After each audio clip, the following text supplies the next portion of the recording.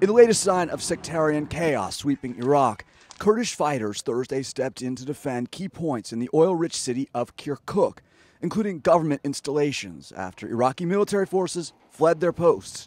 An Iraqi official tells the Wall Street Journal that parts of Kirkuk province are still under the control of fighters from the al-Qaeda-linked group ISIS, with Prime Minister Nouri al-Maliki's government proving incapable of containing the widening strife. Iraq's ethnic and religious groups are starting to take the country's security into their own hands. A general of the Kurdish security forces, known as PESHMERGA, says they've deployed to help defend the majority ethnic Kurd population there. After the Iraqi army left their positions, we came here to take care of these places, he says.